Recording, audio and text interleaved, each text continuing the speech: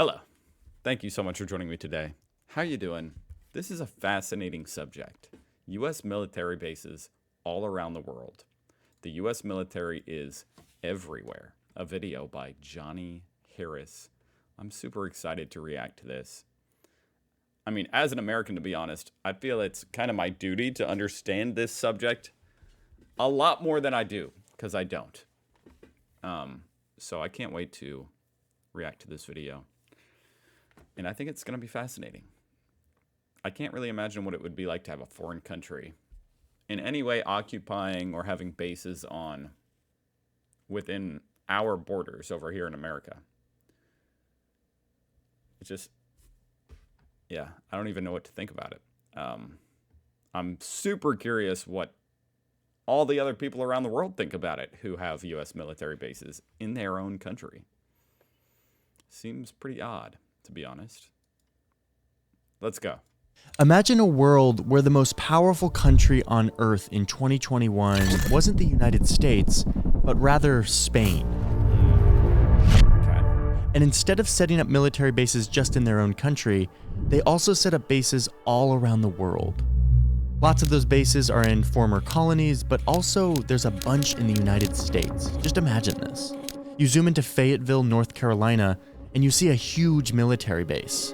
But it's not a US military base, it's a Spanish base on American soil, with lots of homes. It's hard to imagine. For the Spanish soldiers and their families, powerful weapon systems, aircraft, all run by the Spanish military. Go inside of one of these bases and it's all Spanish restaurants. Americans can't come in here unless they work for the Spanish government. And then imagine 100 more of these, all throughout the United States on American soil, and hundreds of more throughout the world.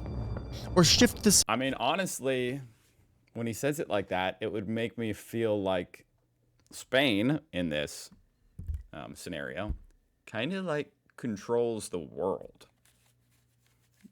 It would give me that vibe, or at least that they are trying to control the world. It seems like a very good way to have a huge impact on the rest of the world and politics all around the world and stuff. Which is really weird. Really weird. And especially, you know, as an American, I'm just thinking about, you know, how our democracy works, and we don't vote for our president based on what country he's going to set up a military base in. That's never like an election topic. So how does this happen? Scenario a little bit. What if it was a country that wasn't our ally? A country like China? What if they had military bases, not in the US, but right up close to our border? Powerful weapon systems right off our shores. Well, something similar happened with Russia, and yeah, well, it sparked the Cold War. So there you go. Wow. And islands in the Caribbean. If you're an American, you have to imagine what that would feel like. If you're not an American, it's likely... Or it didn't spark the Cold War, but it was a major, you know, inflection point. You already kind of know what this feels like. The United States has an extensive network of military bases outside of our borders. Hundreds of bases. I've been fascinated for a very long time about understanding these US foreign bases abroad, but I've never actually taken the time to accurately map them. So let's do it. Let's map every single US military base around the world. It turns out that's a huge task. This is the story of the men of the United States Army who made this project possible. Is there not just like a map? You'd think our government would provide a map, like, hey, just so you know, we have military bases here, here, here, here, here. I mean, I'm sure they do in some way, but it's probably not easy to put all the pieces together. And of man's never-ceasing quest for knowledge. This video is amazing. I just have to shout this dude out again. Johnny Harris. My God, what a video. This is a full armored division. To give you an idea of size, each of those small dark squares includes more than 1,000 men. The United States military is bigger than any of us can really fathom. It's so big that even the US military doesn't know how big the US military is. Back in 2018, 1,200 independent accountants and analysts came in to try to audit the US Department of Defense. To basically try to get like a paper trail of how big this thing is. I remember this. This is really embarrassing. How much money it spends, etc. And the Department of Defense didn't pass the audit. Like they literally did not have the documents or the knowledge to really piece together a full scope of what this organization is, how big it is, how much money it spends. So we don't know. Nobody knows how big the Pentagon is. Seems really convenient, huh? We have no idea how much money we spend. Seems extremely disturbing. Obviously, it's very disturbing, but also not really that surprising when you see and understand just how big it is. It's like, I'm not surprised they can't keep track of it all. In all of its forms. All we do know is that objectively, it is one of the, if not the largest and most powerful organization on the planet and in the history of humanity. I mean, if you have a organization that's more powerful than the Department of Defense in the history of humans, like, let me know. I want to know about it. But as far as I can tell, there's nothing bigger and more powerful than the United States military in 2021. And much of the US military is not actually in the US, but is actually outside of our borders, all around the world. This post is somewhere in Germany, overlooking a sector of the Iron Curtain. One of the first things that Joe Biden and his administration did when they came into power a couple of weeks ago down the road was ask for an assessment of how big is our military presence around the whole world? What is our strategy? And what actually does this presence look like? The department will conduct a global force posture review of U.S. military footprint, resources, and strategies. Footprint. I like that. That's like a nice thing. Like, what's our footprint? How big is our footprint? Pretty big footprint. Around the world. We don't really know. The Pentagon is going to start to try to assess. It's funny to think a footprint that is basically the size of the world. That. So let's help the Pentagon out and try to map every single United States base. Oh my gosh, we got real close there. Around the entire world. Let's do it.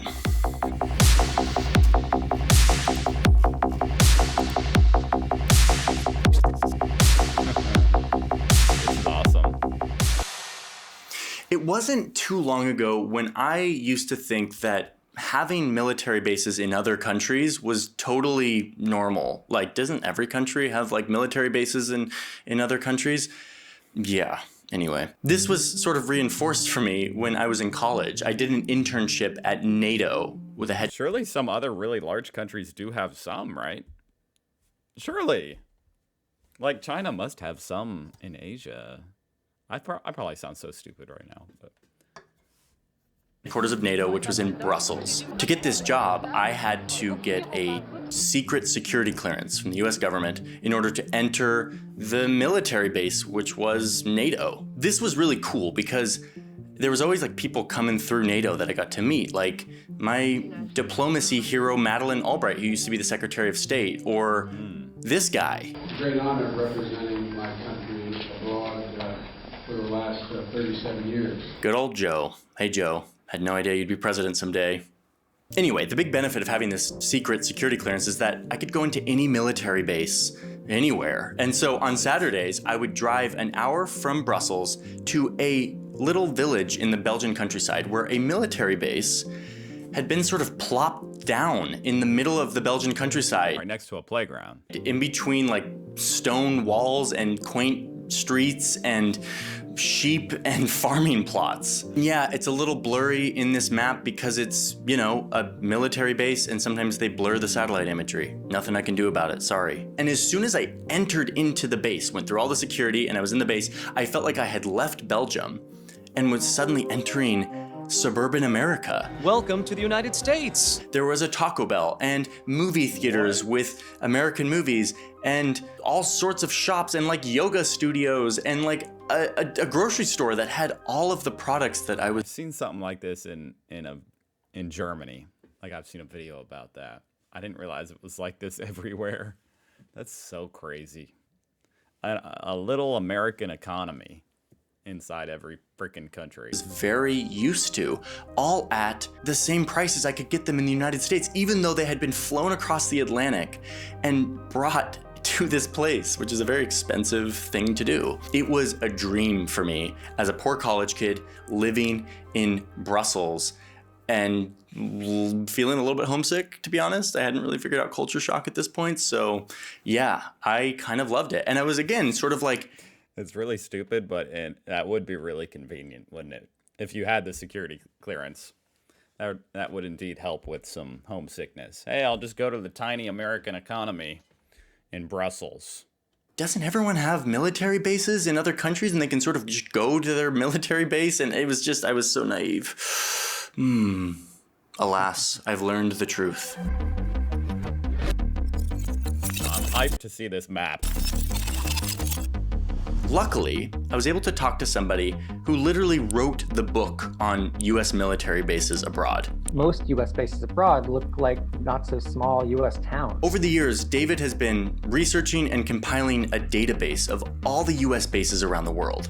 The result is a very detailed audit that hasn't really ever been done to this degree. In fact, a few years ago, That's crazy. So this is not just like easily accessible public information. This dude has had to compile it for years. Pentagon's own research arm, the RAND Corp, was doing some research on military bases abroad. And instead of using the Pentagon's list of US military bases abroad, these guys used David's list. Wow. Like they used David, he was like, he's a professor. He's like I was going to say that as a joke.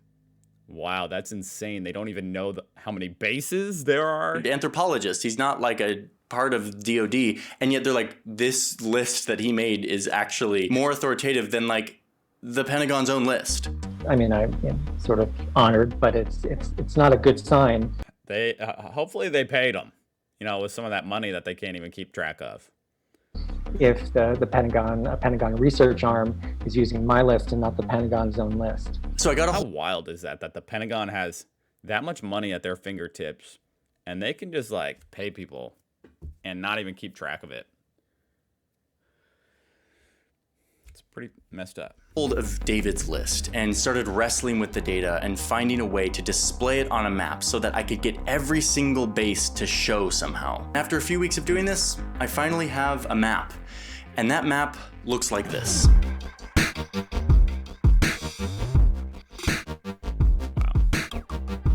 Every dot on this map is a US military base or installation of some sort in a different country. Many of these dots are not placed exactly where the base is because many of these bases are clustered in areas, and if I tried to map them all in the exact spot where they really are... My God.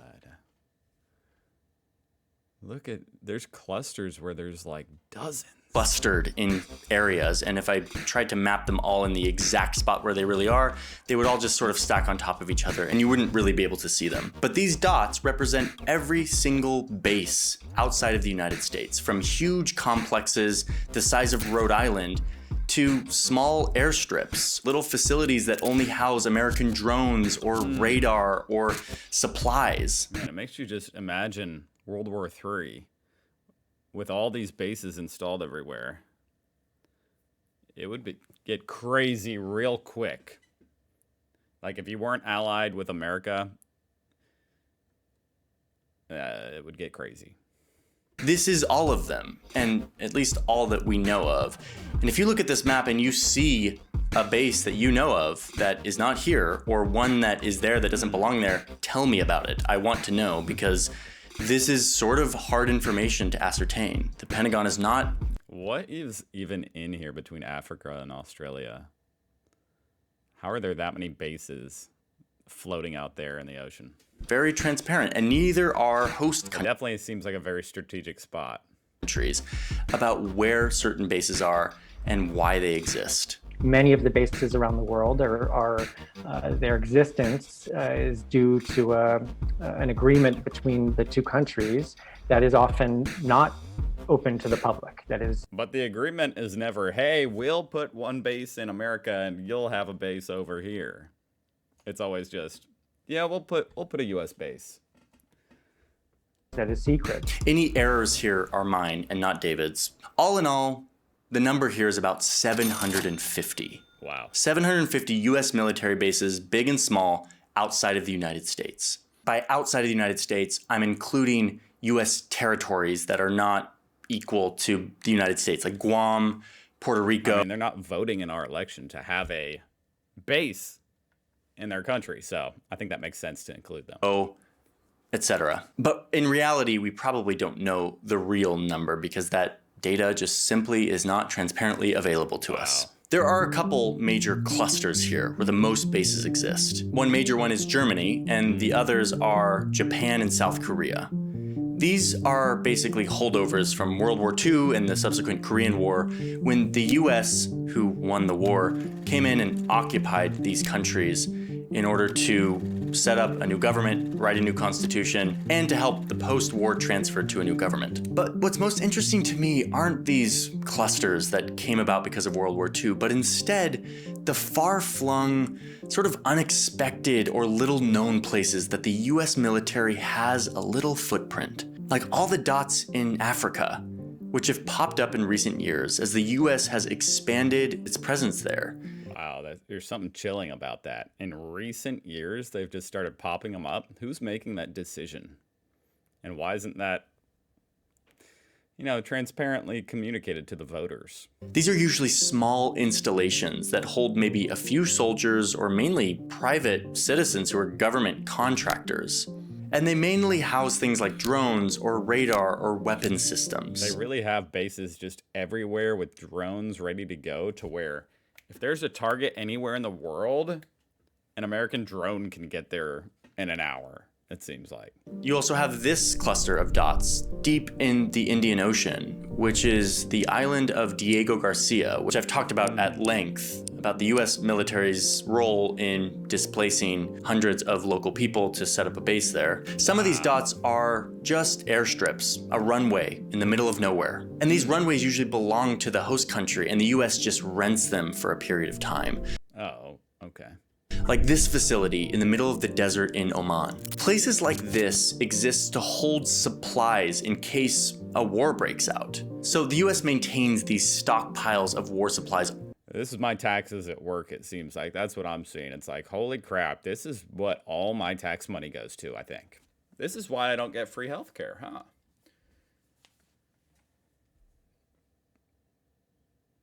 All around the globe, so that they can strike at any point without having to ramp up a war economy at home. It takes away a lot of the friction from going to war.